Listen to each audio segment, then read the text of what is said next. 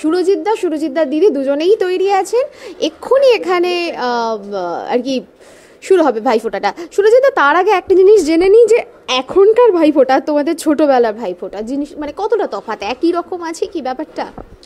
ছোটোবেলায় ভাইফোঁটাটা তো আমাদের যৌথ পরিবারে হতো। যৌথ পরিবারের মধ্যে আমি আমার বাবা মা আমরা তো বীরভূমে থাকতাম।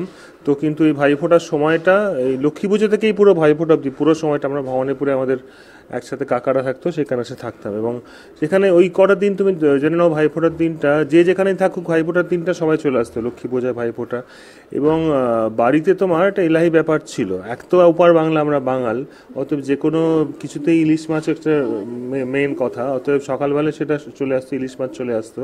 তারপর তোমার একদম লাইন দিয়ে বসে সমস্ত বিভিন্ন বয়সীর ভাই বোন সকাল থেকে ভাইফোঁটা চলতো আর কি। তোমার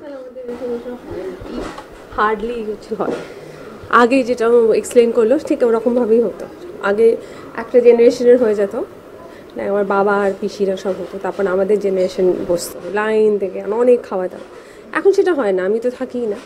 গতবার লাকিলি আই ওয়াজ হিয়ার, আর এবারও ইনসিডেন্টলি আমি এসে গেছিলাম হায়দ্রাবাদে, তো আমি ভাবলাম ভাইফোঁটাটা দিয়ে দেয়। ওই জন্য আমাদের সরঞ্জামটা খুব লিমিটেড, একটু একটু করে সামহাউ উই ডু ইট। আজকে আর কি হবে সেটা তো শুনবো, তার আগে মানে অনুষ্ঠানটা আমাদের হয়ে যাক, মানে ভাইফোঁটাটা। খাওয়া দাওয়ার ব্যবস্থা কি আছে সুরজিৎদা? খাওয়া দাওয়া দুপুরবেলায় পাবদা মাছ আছে তোমার, সেটা রান্না শুরু হয়ে গেছে। বললাম যে বাঙাল যে কোনো মুহূর্তে আমাদের রান্না বান্নার মাছ চাই আর কি। আর তারপরেই এখন ভাইফোঁটা এটা শেষ করে খাওয়া দাওয়া করে তারপর আমার এখন শটান এখান থেকে বর্ধমান প্রোগ্রাম, বেরিয়ে যেতে হবে আর কি 2টোর সময় রাস্তায়।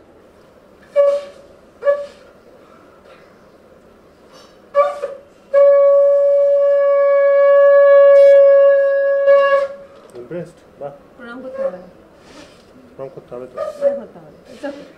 তো করি তোমার।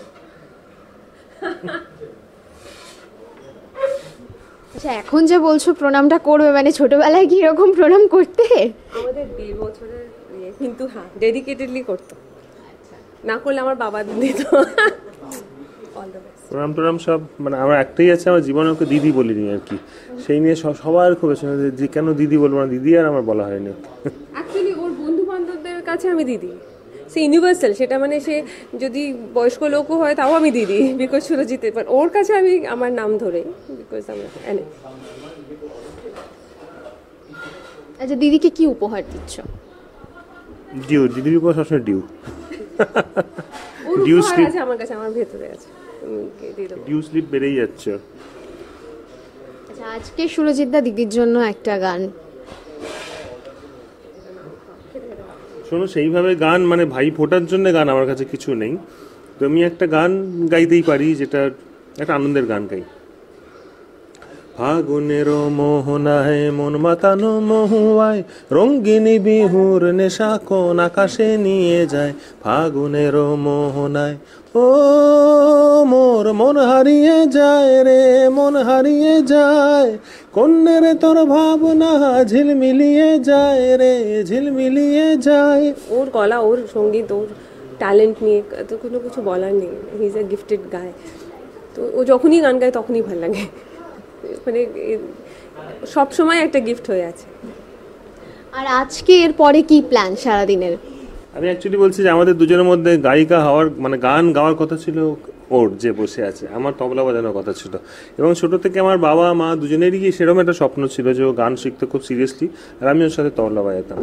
এবং তালে করে এমন হয়ে গেল যে আমি গায়ক হয়ে গেছি, ওর গানটা এখন ওর শখেই আছে, গানটাকে প্রফেশন হিসেবে নেয়নি। একটু গান শোনাবেন না? দেখো গাইতে। কোন সে আলোর স্বপ্ন নিয়ে যেন আমায় কে ডাকে আয় চলে আয়, কোন সে আলোর স্বপ্ন নিয়ে যেন আমায় কে ডাকে আয় চলে আয়, ছায়ানীর সীমানায় কথা ছায়া সূর্য মেঘের গায় ডাকে আয়